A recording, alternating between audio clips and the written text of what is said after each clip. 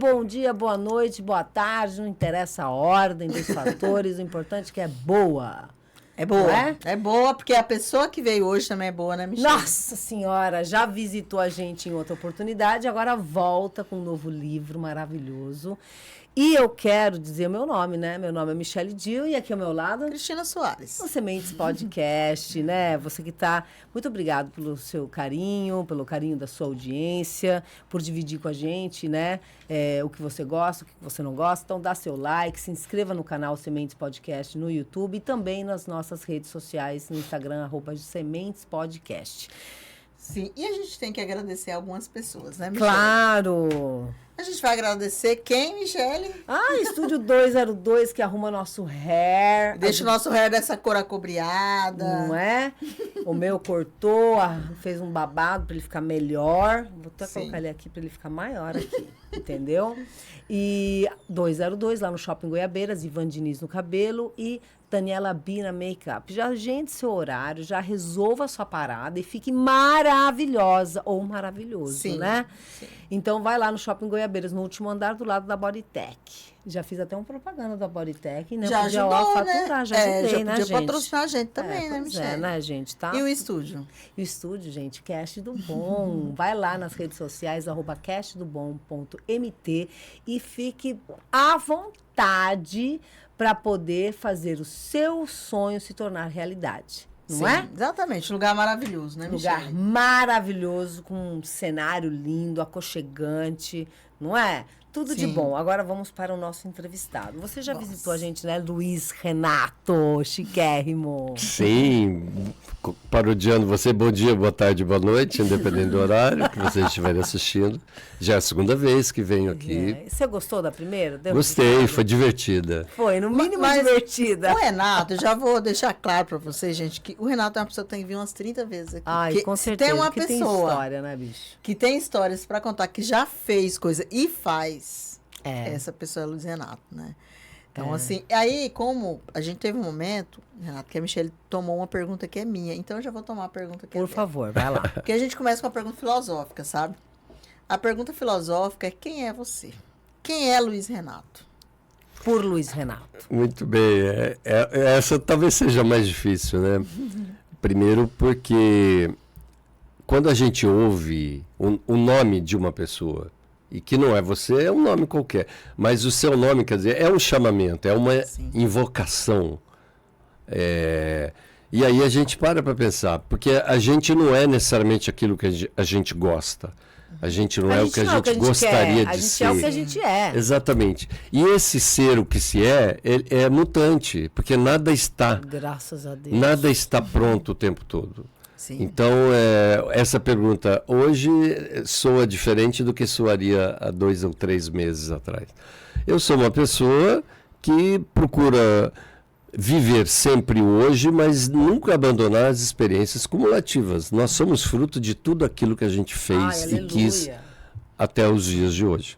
Eu não lamento mais, por exemplo, conversávamos agora um pouco antes da gravação sobre final de ano, Natal. Sim. Chega na Natal e final de ano, eu gosto de Natal não pelo que ele representa, mas sim por lembrar que são férias.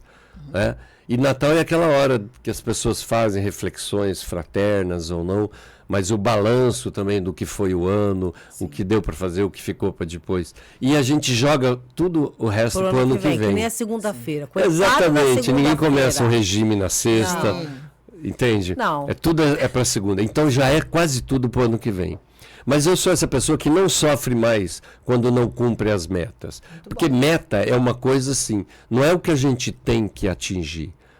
A gente tem que ter metas de médio, curto, longo prazo para a gente ter, inclusive, razões para levantar da cama todo dia. Sim. Então eu tenho uma meta. Isso agora, no final cheio do copo, com certeza, né? no final do dia, talvez eu não cumpra as metas todas. Sim. Eu faço, tem que fazer isso. Mas chegando no final do dia, se eu vou olhar tudo que eu fiz, 2 ou 3 coisas que fizeram, eu não vou sofrer mais. Sim. Hoje eu não sofro mais, mas eu vejo pessoas que sofrem quando não conseguem cumprir as metas. E a vida é muito dinâmica e cada vez mais difícil a gente ter a plenitude daquilo tudo. Sim, eu acho que existe uma fase na vida que a gente se cobra muito, né? Então, essa coisa das metas, o estabelecer meta, final de ano. Primeiro que esse negócio de estabelecer meta em final de ano é um pouco complicado. Né? Eu ia fazer uma observação que no final do ano tem muita gente que acaba entrando em depressão, acaba até usando essas datas para ceifar contra a sua própria vida, por conta desse balanço não positivo daquelas metas ou daquelas coisas que não foram feitas ou coisas que não deram certo. Então, Sim. é muito importante tomar muito cuidado quando você vai fazer essa reflexão e ter em mente o que você disse. Sim. Porque... Médio, curto e grande, longo, sei lá. Sim, até porque o Renato falou uma coisa que é interessante, essa coisa de mudar. 2 anos atrás, 1 ano atrás, quando ele veio aqui, ele era uma pessoa, hoje é outra. Exatamente. Eu faço uma meta agora, mas depois eu mudei de ideia. E eu acho que eu tenho que me permitir mudar de ideia. E as metas, elas podem ser quantitativas, mas também devem ser qualitativas, né? Com certeza. Então, eu, por exemplo, eu vim aqui hoje, trouxe esses livros para vocês, mas não necessariamente para falar de livro, né? Inclusive, já vamos falar Já vamos, O que é do boi é do boi. Homem não anda. Eu adorei. Se eu entendi certo, é o seguinte: o que é seu, o que é do outro é do outro. Exatamente. Isso já salva. E outra, os meus livros, eles não são necessariamente uma representação do que eu sou. Eu tenho para mim que quanto mais eu escrevo, menos conclusivo eu busco ser. Na poesia, deixa a conclusão pro outro, eu né? acho assim, na poesia é mais fácil explicar isso que eu estou querendo dizer. Por exemplo, você lê um poema e tentar imaginar o que o poeta quis dizer, eu acho que é muita pretensão. Eu também acho. É um saco, Sabe? né? E eu nem acho que o poema é tão bom se você consegue entender exatamente o que o poeta quis dizer. Eu concordo totalmente. Eu procuro escrever poemas. Irrita, né? Eu procuro escrever poemas para que os leitores, cada um entenda de acordo com o seu repertório. Já vamos começar com... Não sei se eu consigo, mas é o que eu pretendo. Na prosa é mais difícil, mas na poesia eu acho que é mais plausível isso. Nem todos vão enxergar as referências que eu quis colocar no poema, por exemplo. Né? Mas uma outra coisa que eu acho importante, ainda respondendo a sua pergunta inicial, Cristina, quando alguém me chama, ou poeta, ou escritor, eu não vou achar ruim. Mas eu não me defino mais como poeta ou escritor. Porque eu acho que são coisas, ou como artista. Eu acho que é legal quando alguém diz para você, você é um artista. Sim. Mas eu não me coloco como um artista. Porque o artista dá prejuízo. Esse livro, por exemplo, é o primeiro que eu faço para uma editora fora daqui. Então, eu pago para fazer. Né? Para eu ter exemplares para vender, eu tenho que comprar. Entende? Então, o livro é da editora. Sim. Os poemas são meus, mas o livro é da editora. E as pessoas publicam o livro e falam, meu livro novo. Eu também falo, mas eu acho meio equivocado isso, porque o livro é da editora, se é a editora que está pagando, está bancando. Curioso isso. Entende? Então, eu sou um artista que virou professor, porque quem custeia as minhas despesas, inclusive os livros quando eu compro, é o professor concursado, que também vive nesse corpo. Então, aqui eu tenho um pesquisador, eu tenho um artista, mas eu tenho um professor concursado. E ele é que paga as contas quando os outros se divertem. Essa questão de definição... Eu ler um poema depois. Sim, é interessante essa questão de definição. Eu acho difícil definição. Eu acho essa pergunta que a gente faz, primeiro que eu acho ela dificílima. Porque eu mesmo... Imagina do outro lado. Eu gosto de fazer, mas eu não gosto de responder. Porque eu acho que é difícil se autodefinir. E tem certas coisas que parecem pretensiosas demais. Você falar essa coisa, eu sou artista, parece uma pretensão. Eu sou. Quando você diz eu sou, já é pretensioso. Porque nós estamos. A gente pode deixar de ser a qualquer momento. Isso que você falou é muito interessante. Eu gostei dessa fala. De quem é que paga o quê? O que as pessoas realmente gostam, né? Porque eu estou produzindo uma coisa, mas o que as pessoas gostam? Vamos imaginar que eu estou gostando, mas será que as pessoas gostam daquilo que eu estou fazendo? Então, é muito curioso isso, assim. E a autodefinição, eu acho que pra gente, não sei se isso Coloca é cultural. a gente dentro de uma caixa, amiga. Eu acho que você se coloca... É isso mesmo, acho que você se coloca naquele lugar ali. Ou num pedestal, que aí fica mais difícil. E a gente é muito múltiplo. Porque hoje você pode estar sentado aqui como escritor. Mas ontem você estava sentado aqui como ator, porque você é múltiplo. Especialmente é realmente muito múltiplo, né? Então, assim, hoje você está sentado como escritor, mas amanhã você vai estar sentado... Então, assim... Eu vim como contador de histórias. Hoje você veio como contador. Eu fui convidado para contar história. Deixa eu só falar esse poema que eu achei interessante, que vem de encontro com aquilo que você falou. Não sei se você falou propositalmente, mas... Poema que sangra em linha reta não se curva. Eu achei extremamente interessante, porque vem de encontro com aquela história de que você não quer que a pessoa tenha um conceito formado. Você quer que a pessoa tenha criatividade a partir dessas duas linhas, ou três, que eu vi que aqui são pontuais, né? E é isso mesmo, a pessoa fazer um conceito ou criar um outro conceito. É aquela coisa, eu tenho um conceito, mas pode divergir de você, da Cris. Sim. Cara, eu vou crescer com essa divergência, né? Eu vou evoluir. E a sua obra perpetua-se quando você reverbera dessa forma, não é? É, porque esse poema, e talvez boa parte dos poemas que se escrevam no mundo, sendo textos literários, eles têm que ser predominantemente construídos em linguagem conotativa. Né? O que é uma linguagem conotativa? A linguagem metafórica, o sentido figurado. Então, ele é, no mínimo, ambíguo. Tem que ter, no mínimo, mais de uma interpretação. Senão, ele é denotativo. O jornalista, ele é denotativo. Não, mas ele é versão. Então, ele é versão, ele é versão. Não, mas eu digo assim, então tá lá no jornal, qualquer jornal, o jornalista fala, presidente Lula viajou para o Marrocos. Viajou, não é, ele está viajando. Não tem metáfora. Ele está viajando, é metáfora. Sim, viajou, ele foi ou de navio, ou foi de... Entende? É pretensamente objetivo. E a literatura não. Agora, é lógico, se você estiver trabalhando com uma literatura realista, hiperrealista, aí sim, está preso a uma descrição detalhada só daquilo que existe mesmo. Mas eu acho que empobrece o universo de quem escreve e não melhora o de quem lê, se não liberar para a imaginação criar os significados. E é curioso porque você é historiador também, né? Então, e como você trabalha isso na escrita? Porque eu acho que... Pode falar primeiro e depois eu vou dar... Eu acho assim, eu, por exemplo, eu não posso dar aula de história como você, Cristina, numa escola e ser contratado. Por quê? Porque eu não tenho graduação em história. Mas eu sou historiador porque eu fiz mestrado em história. Então, sim, então tem uma diferença entre o professor de história, né, licenciado, e o historiador. Agora, eu... escrita, por exemplo. Eu como escritor faço uso da minha formação como historiador, sobretudo para que eu consiga trazer para essa ambientação do cenário da escrita que eu estou desenvolvendo elementos factuais. E aí misturar personagens que existiram com personagens que eu crio. Legal. Então, por exemplo, no meu primeiro romance, Matrinchão, do Teles Pires, eu tenho um personagem que é um militar que está num quartel no Rio Grande do Sul, quando ocorre o golpe militar, com que o Getúlio assume o poder. Né? E depois, com a morte do Getúlio, ele fica louco e começa a andar a pé, sai do quartel e começa a andar a pé. Sai lá do Rio Grande do Sul e vem parar no norte do Mato Grosso. É um delírio isso. Sim. Aí eu falei assim, isso... E eu estava em crise quando eu estava terminando de escrever o livro. Eu falei, não, isso não é possível. O cara...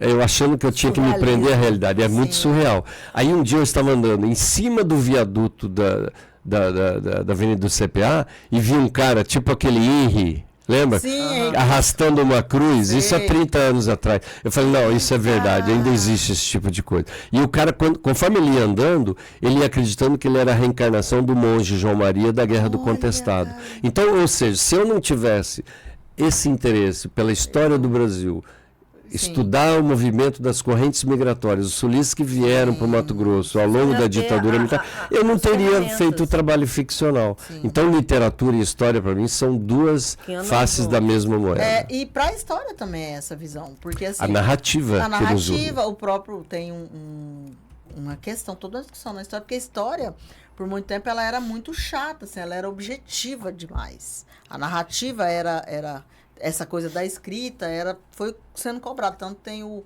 Hayden White, né, que você conhece. Que o Hayden White, ele já fala, não, vamos melhorar, gente. Tipo assim, melhora esse negócio. Vamos narrar de forma diferente. E aí o Renato tem a sua dissertação, né, que é o Rica Bendita, né. É uma narrativa, é uma escrita bonita. É uma escrita gostosa de ler. Porque o que acontece? É muito legal essa interdisciplinaridade, sabe? De pegar o jornalismo, por exemplo, que a Michelle, que é jornalista, ela pega as várias coisas, ela pega a arte, ela coloca no meio do jornalismo. Texto, então, né? a gente precisa de passar por vários lugares para a gente chegar. E isso porque o curso de jornalismo, se eu não me engano, deve ter 2 ou 3 semestres no máximo de língua portuguesa. Pois eu sou da opinião que um curso de 8 anos, de 4 anos, tem que ter 4 anos de língua portuguesa. Seja medicina, seja direito, interessa. A língua portuguesa. E mais jornalista, que tem que escrever. Não, jornalista tinha que ter. Todo semestre tinha que ter. Todo semestre, porque você tem que melhorar a escrita. Exatamente. E você só melhora escrevendo e lendo, escrevendo e lendo, escrevendo e lendo. Então, porque a leitura também muda a sua escrita, né? Com certeza. A leitura muda muito a escrita. Sim. E até a qualidade do seu texto, né? Não só com os elementos que você acrescenta, mas a Michelle que entregou os primeiros manuscritos para Cris não é a mesma Michelle que hoje escreve outras coisas, né? Sim. Visivelmente existe um upgrade naquela coisa de expressão. Eu dou mais detalhes. A cada livro que a gente lê, a gente se renova, a gente já não é mais a mesma pessoa. A roupa da alma, né? Agora, esse poema mesmo que você leu, então, poema que sangra em linha reta, não se curva. Então vamos pegar o que dá ação num texto. Independente do texto, seja literário ou não, é verbo. Sim. O verbo é que dá ação. Poema que sangra em linha reta não se curva. Então, sangrar e curvar são metáforas. Quer dizer, não é um poema que você possa falar que ali houve uma inspiração. Porque a inspiração é uma coisa muito contemplativa, sabe? Existe uma proatividade nesse poema. Sim. Então, ao dizer que o poema que em linha reta que sangra em linha reta, então já está dizendo ali que é um parto, que é um processo dolorido de construção. Eu não tinha entendido assim. Entende? Só, e que não se curva.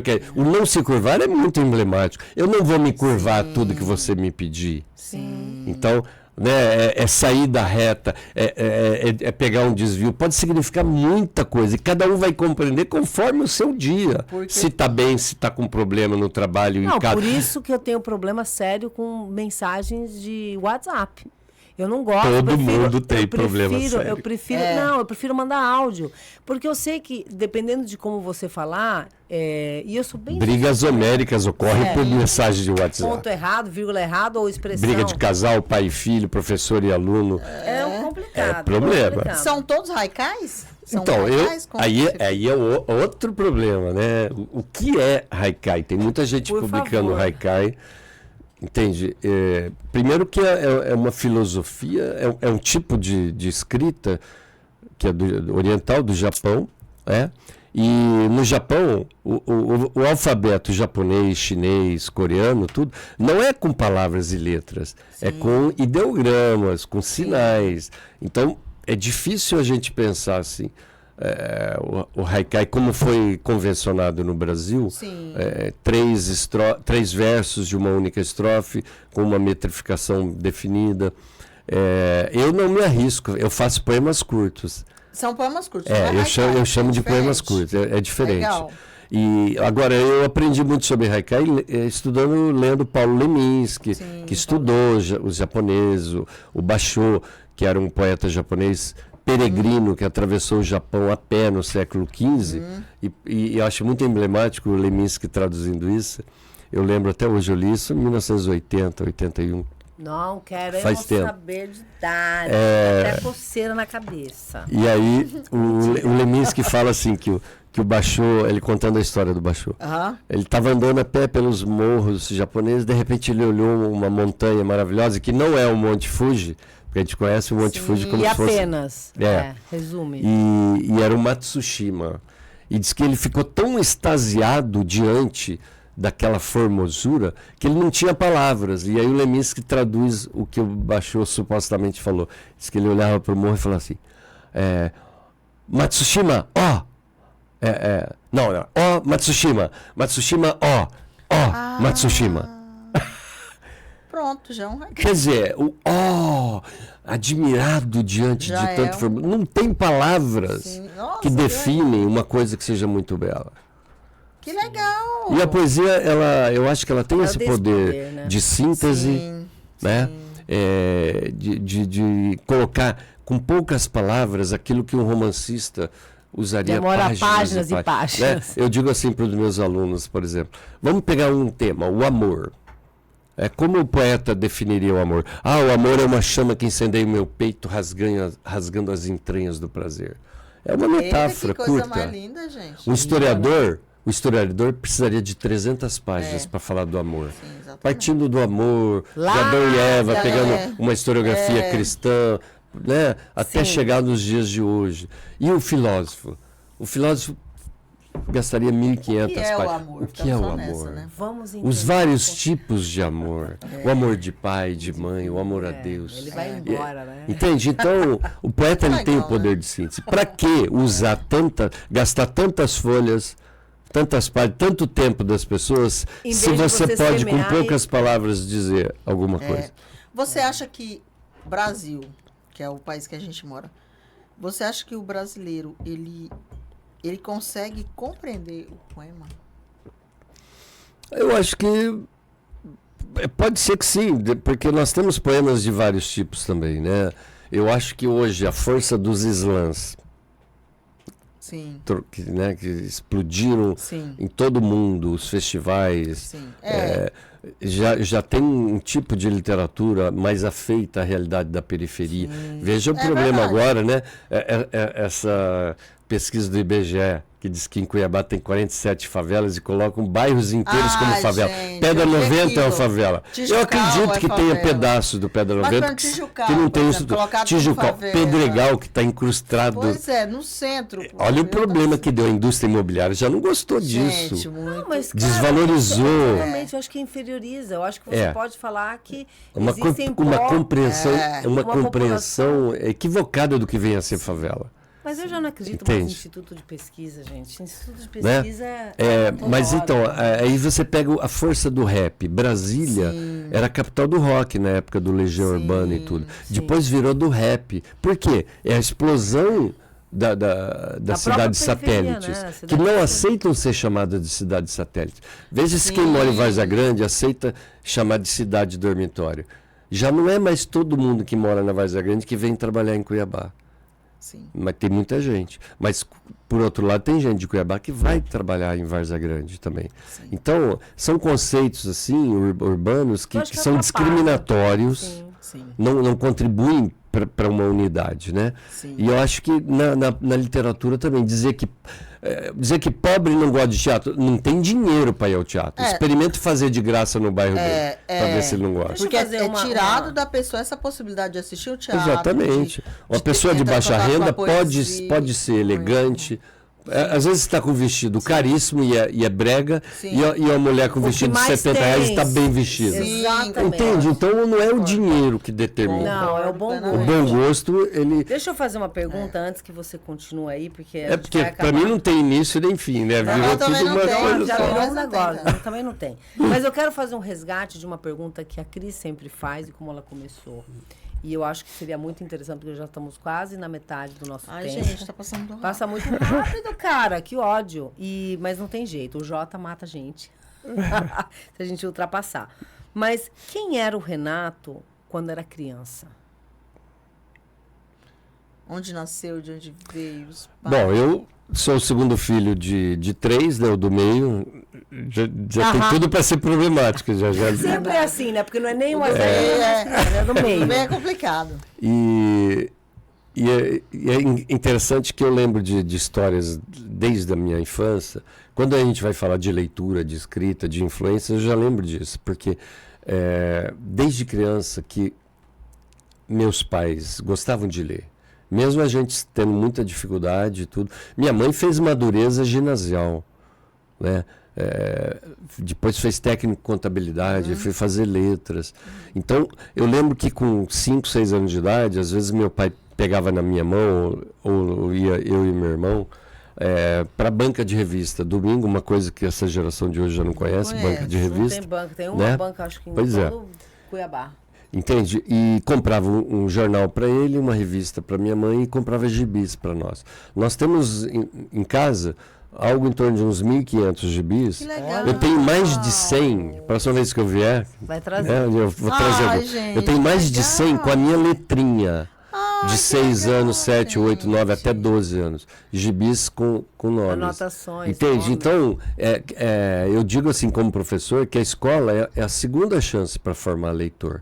Sim. E ela vem de entra casa, em né? ação quando a primeira não funciona, que é a família. Sim. E eu falo para os meus alunos, legal. primeiro dia de aula, quem de vocês tem coragem de me levar na sua casa para eu conversar com seus pais, ver que tipo de livro tem na sua casa, qual é o espaço que vocês têm para ler, para estudar, quantas televisões estão ligadas na hora que você tem que fazer tarefa? Porque hoje os pais, em sua grande maioria, eles não estão nem aí se o filho está estudando, quer nota. Sim. Mas às vezes não se preocupa em saber se está aprendendo e talvez nem esteja dando condições para que estude com tranquilidade. Né? Exatamente, para que esse ambiente se forme. Sim. Então, eu fui criado numa família que tinha essa preocupação. Minha madrinha dava muitos livros que os pais não podiam comprar.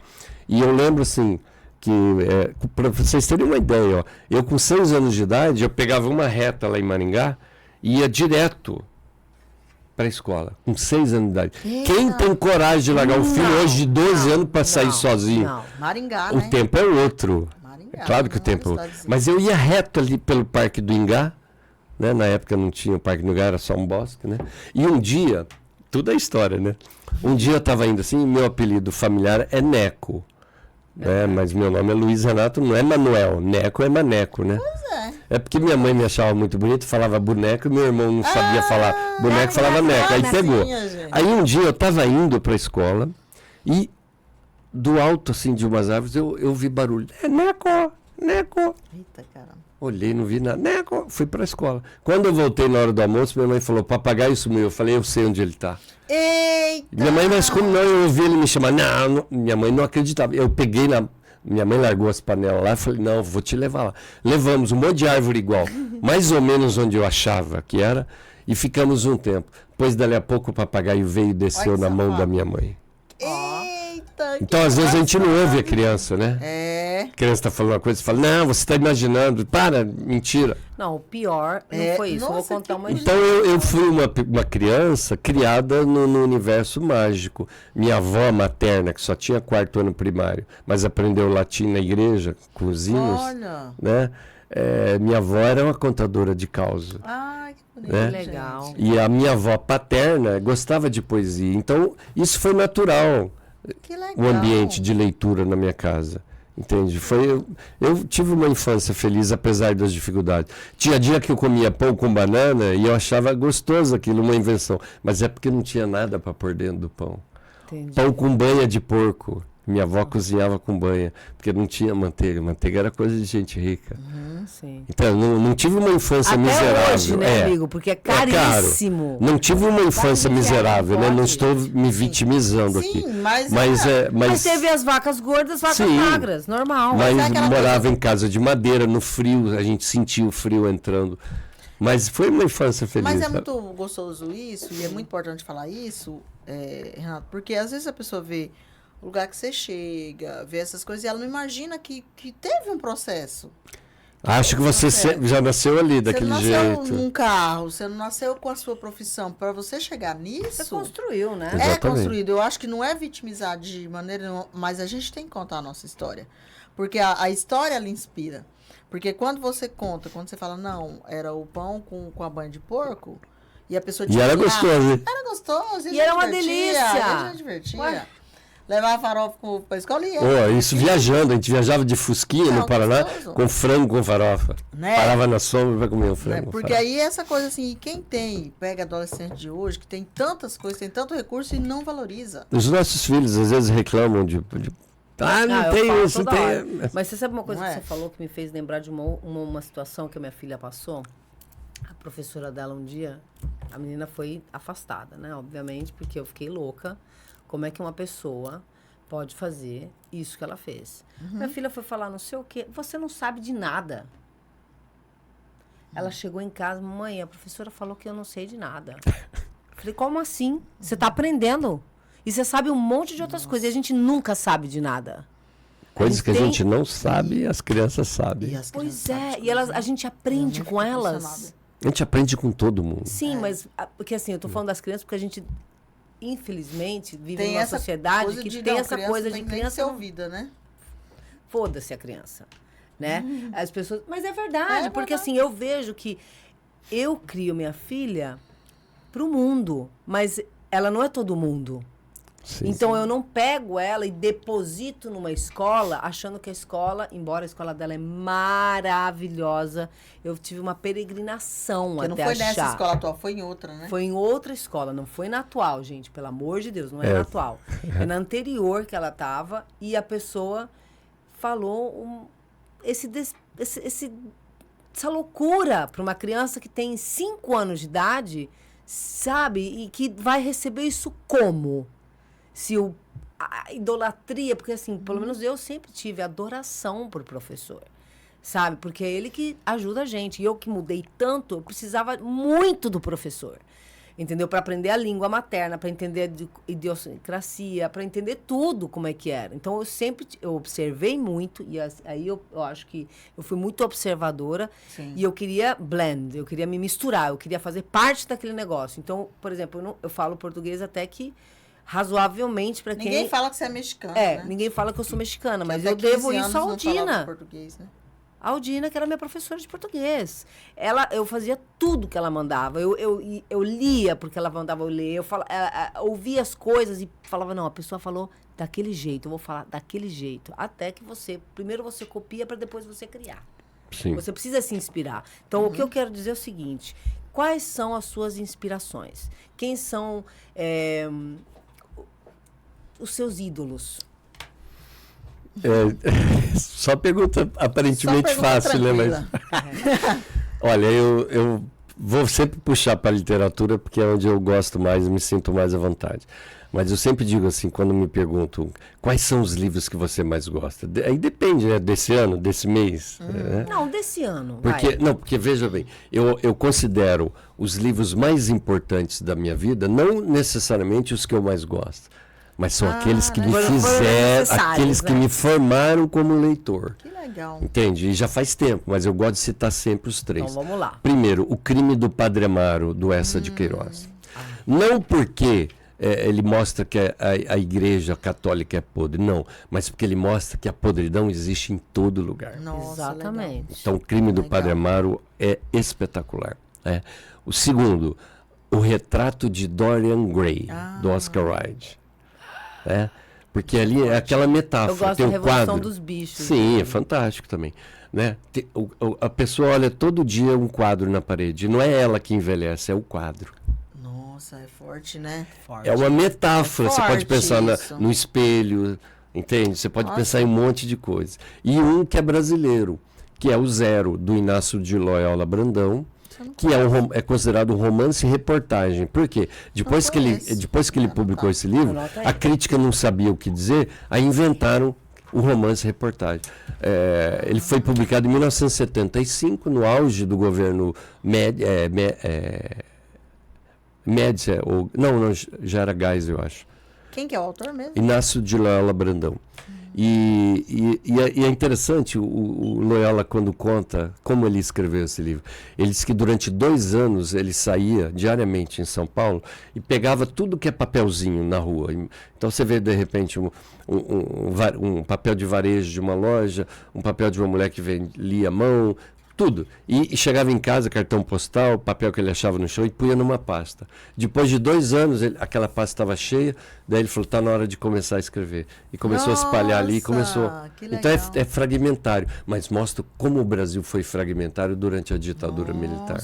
Então o gênero foi definido... Você acha que mudou alguma coisa? Tipo, mudou o quê? Não, eu acho que Porque assim, realmente, eu acho que tudo é fragmentado.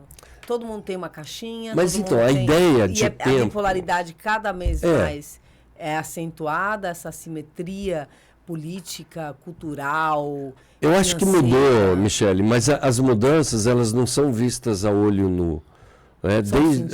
Desde o homem das cavernas até o dia de hoje, então, a sociedade patriarcal se define pela força. Sim. Entende? Então, nesse sentido, há mudanças, há conquistas, mas de uma geração para outra, elas são quase invisíveis. Sim. Entende? Né? Se você pegar uma planta baixa, e eu aprendi isso com o Pablo Diner, né, que eu fiz uma disciplina com ele no mestrado da história, mostrando as plantas baixas das cidades gregas, a gente vê que as cidades sempre foram construídas de uma maneira que pobres e ricos não precisem se encontrar muito. Sim, exatamente. Entende? Não, uma coisa... Então, essas coisas são sutis, mas mostram. Quantos municípios a gente tem aqui no interior do Mato Grosso, em que é claramente dividido pela BR? Mirassol do Oeste, ó, de um lado é família tradicional, de outro pobreza. Sorriso, Nova Mutum, de um lado... Exatamente. Eu não lembro qual que era. Exatamente.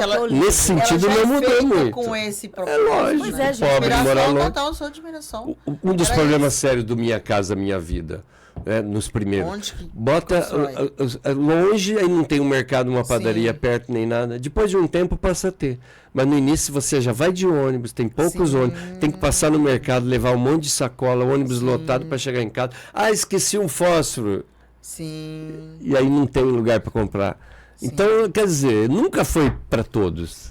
Não, e eu vou, tudo nunca foi para todos. O que eu quero dizer com relação a esse ditadura, assunto, você colocou... Não, a ditadura. Não sei se essa foi. Desigualdade mesmo. Essa desigualdade, quando eu li, não lembro agora o nome do livro, cara, mas assim, ele falava da construção do Rio de Janeiro. Sim. De como foi povoado, assim. Brasília, problema sério a construção do Brasília. Sim, mas lá esse livro falava, as pessoas queriam...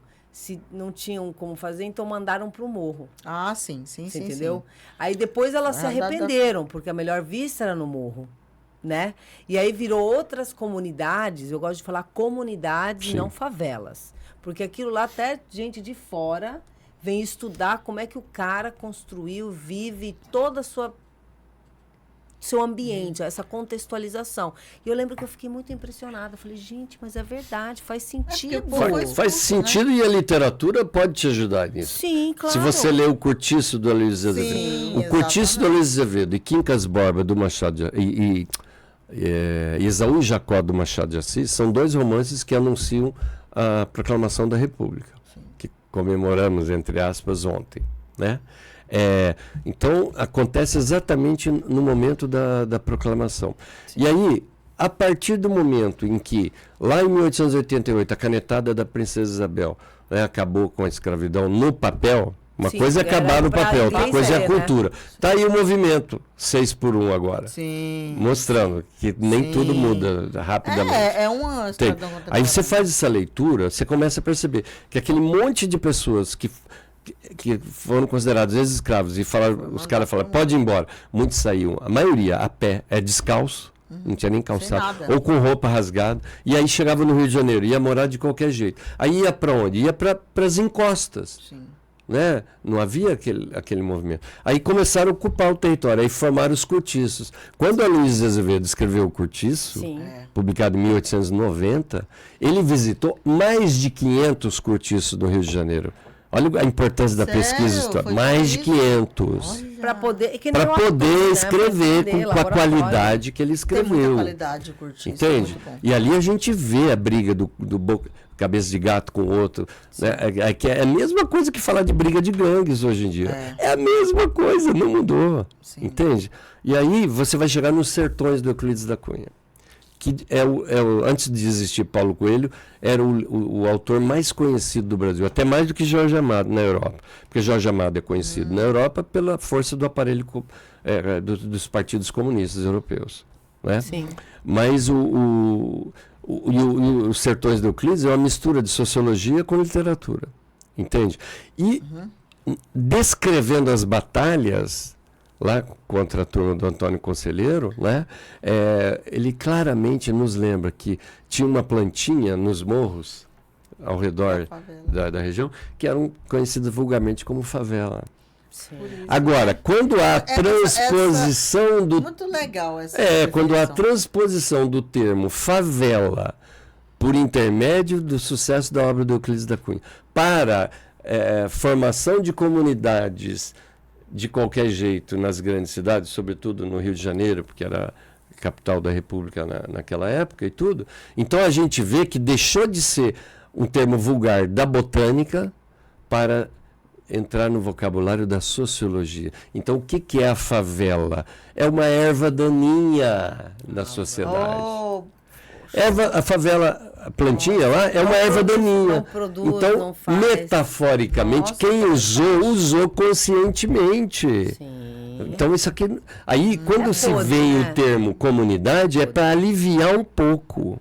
Essa carga. Mas queria dizer aquilo interessante. aquilo é uma câncer, erva sucesso, daninha. né?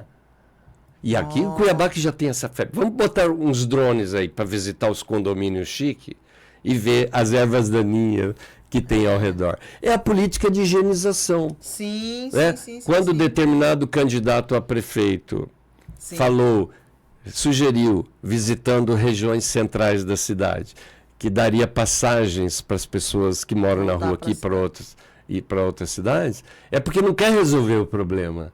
É porque ele quer que essas pessoas vão embora. Eu morei 5 anos em Cabo Frio, trabalhei com um vereador do PT lá como secretário parlamentar, e a gente denunciou isso várias vezes. Prefeito de Campos mandava todo dia vans de morador de rua e soltava em Cabo Frio, que é uma cidade turística. Sim. E aí Cabo Frio tinha que resolver esse problema. Isso aconteceu. Então, isso acontece até hoje. Esse candidato a prefeito que eu falei foi eleito.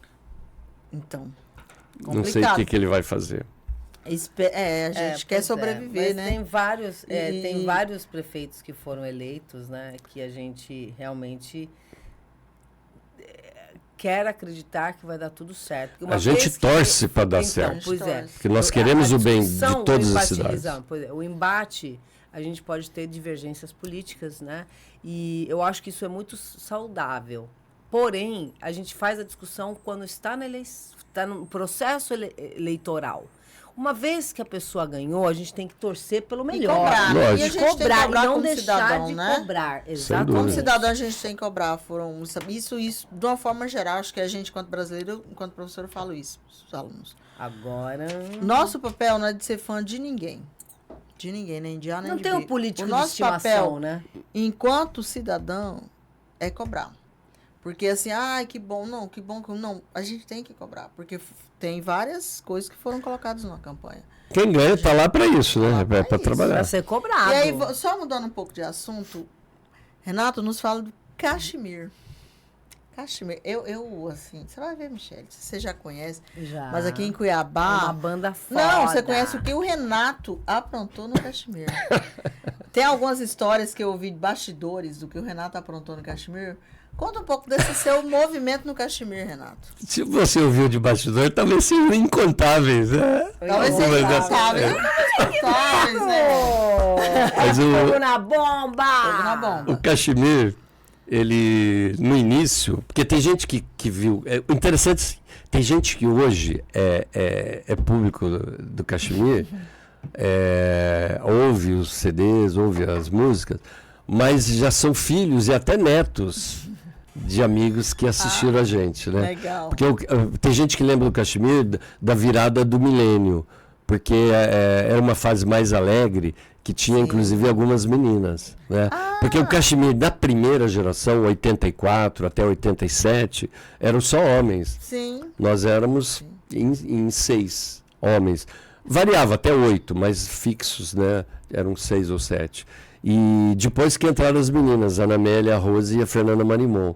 Aí ficou mais colorido, mais bonito, um outro tipo de trabalho.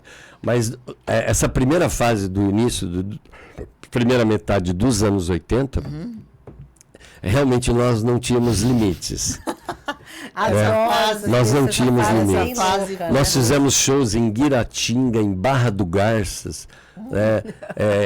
Fizemos em Goiânia, em várias cidades, Campo Grande, e era uma época que eu fazia, inclusive, talvez seja isso que você esteja interessado. O povo quer saber. E eu fazia no frontal, em determinado momento do show. Guiratinga, lá na cidade interior de Mato Grosso, no frontal. Eu tenho um poema que eu publiquei num livro em 93 chamado Cardápio Poético, só com palavras com o nome, com a inicial N, né? E que é curtinho, assim, vou falar aqui. E eu estava sem nada por baixo e uma manta, que assim, que eu ficava com os braços fechados, e em determinado momento eu abria. Era loucura, coisa de galera. 2 ou 3 segundos e aí fechava. Que eu dizia assim, ó, não, nunca, never, não nivelo nada, nenhum novelo, nada novo, normal, nenhuma norma, nem náusea, nenhum nome, nenhuma nação. Ninguém nota nada nessa nudez necessária, neoliticamente nua. Daí eu fechava. Nazistas não, numa nasce. Nitidez não nasce. Nem números normalmente numeram nomes, nem namoram narcisistas narcotizados, nem nicéis, nem ambiquaras. Nem nuvens nebulosas necessariamente nevam. Nemateumintos não navegam nas neuroses, nem na natureza. Naves espaciais naturalmente navegam. Aí eu abria de novo. Nada novo nisso, né?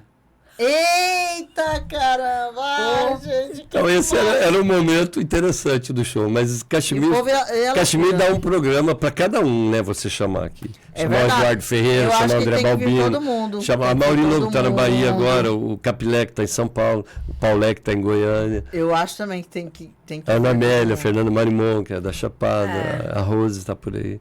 Então, agora é o momento. Olha lá. Tá na hora. O tempo. Tá na hora de dar tchau. Não, ainda não. Pera aí que tem um momento. É o show. Que show da Xuxa é esse, né? Que show da Xuxa é esse? Ela vai fazer algumas perguntinhas aqui. É o seguinte, nós vamos dar umas palavras. É um quiz. É um quiz. Exatamente. A primeira coisa que aparecer. Certo. Cor. Azul.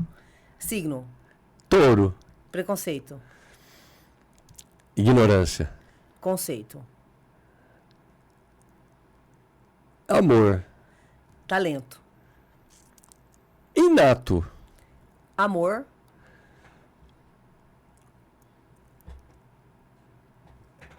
Que seja infinito enquanto dure. Propósito. Estar de bem com a vida. Que show é esse? É difícil responder assim.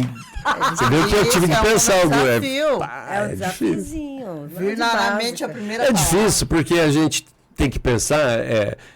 Como é que vai reverberar lá? Exatamente.